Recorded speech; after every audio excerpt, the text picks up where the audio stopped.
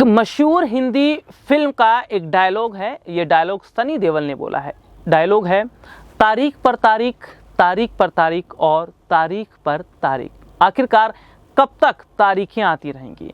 दरअसल आज हम देख रहे हैं कि छापे पर छापे, छापे पर छापे और आखिरकार कब तक ये छापा चलता रहेगा। सीबीआई और एनसीबी का जिक्र कर रहे हैं आज हम। जी हाँ, आज हम अपने दर्शकों को बताएंगे कि किस तरह से एक वो डायलॉग है सनी देओल का जिसमें वो तारीख की बात कर रहे हैं कि केस को किस तरह से आगे बढ़ाया जाता है और केवल डेट दी जाती है। लेकिन आज हम क्या देख रहे हैं कि जिस तरह से सीबीआई, एनसीबी, ये जो सरकारी एजेंसियां हैं, ये आम आदमी पार्टी के नेताओं के पीछे लग गई हैं, बड़े बड़े नेताओं के पीछे लग गई हैं और दिल्ली के उप मुख्यमंत्री मनीष सिसोदिया के बैंक अकाउंट को खंगालना, लॉकर की जांच करना, ये बताता है कि आखिरकार कब तक छापे पड़ते रहेंगे और क्या छापे पड़ना केवल विपक्ष के लिए, सत्ता पक्ष के लिए नहीं। लेकिन यहाँ पर ये जो तस्वीर निकलकर सामने आई है वो ये है कि आम आदमी पार्टी वाकई आम है, क्योंकि ये जो नेता हैं, चाहे मैं मनीष सिसोदिया का जिक्र कर लूँ या दिल्ली के मुख्यमंत्री अरविंद केजरीवाल का जिक्र कर लूँ, ये मोदी जी की तरह, जी हाँ, ये मोदी जी की तरह महंगे सूट नहीं पहनते हैं।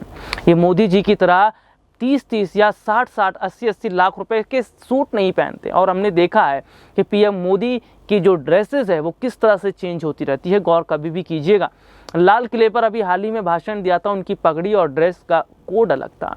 इसके अलावा कोई मीटिंग होती है तो ड्रेस कोड अलग होता है, कोई भाषण देने जाते हैं तो ड्रेस कोड अलग होता है। लेकिन कभी आपने देखा कि दिल्ली के उप मुख्यमंत्री मनीष सिसोदिया ने कभी ड्रेस कोड चेंज किया हो, या दिल्ली के मुख्यमंत्री अरविंद केजरीवाल ने कभी ड्रेस कोड चेंज किया हो, या संजय सिंह की बात कर लेते हैं, उन्होंने ड्रेस कोड चेंज किया हो।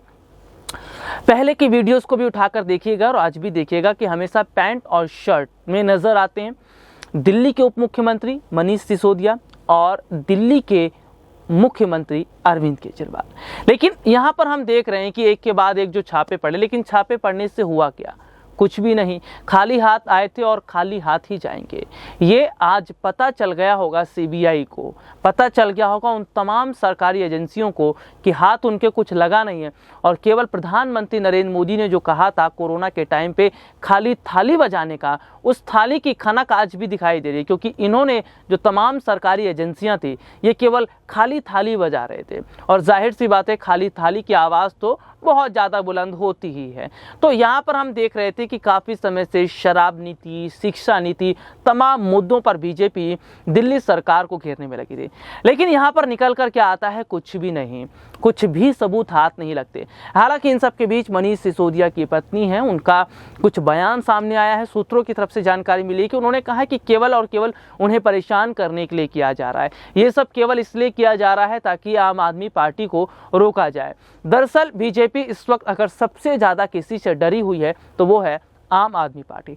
आम आदमी पार्टी का विस्तार धीरे धीरे जिस तरह होता चला जा रहा है, दिल्ली से पंजाब हमने देखा, और पंजाब से अब ये लोग गोवा, माफ़ कीजिएगा, पंजाब से अब ये लोग गुजरात का रास्ता तय कर रहे हैं।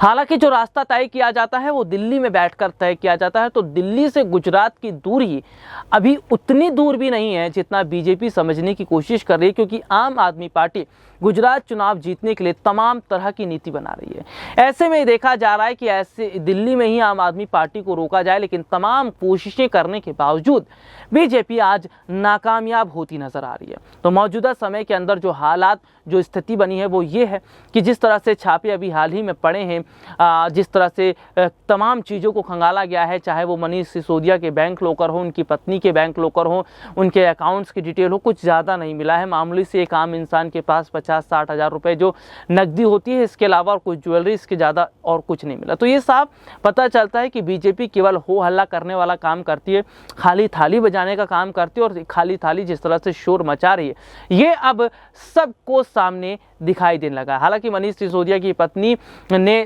खुलकर ये बताया है कि बीजेपी जो यह कर रही है, जो सरकारी एजेंसियां कर रही हैं, ये बिल्कुल भी ठीक नहीं है। मनीष सिसोदिया ने भी यही बात की थी कि केवल हम पर ही इस तरह से कार्रवाई होगी। सत्ता पक्ष के लोग, व्यापम घोटाला हो, स्मृति ईरानी की बेटी जॉयस ईरानी जिनका गोवा में सिली एंड सॉल रेस्टोरेंट चल रहा था, वो तमाम तरह की चीज़ें, इसके अलावा हमने देखा और बीजेपी नेताओं के घोटाले, उनकी कब जांच होगी। तो यहाँ पर आम आदमी पार्टी भी अब लगातार बीजेपी को घेर रही है, लेकिन ये ज़रूर बात निकलकर सामने आ रही है कि आज डर की वजह से मोदी सरकार ने सीबीआई, एनसीबी और तमाम सरकारी एजेंसियों को तो लगा ही दिया है, इसके साथ ही वो भी अपनी एक रणनीति बनाने लगे। आज के लिए इतना ही, आपसे फिर दोबारा मुलाकात होगी, तब तक के लिए इजाज़त दीजिए, नमस्कार।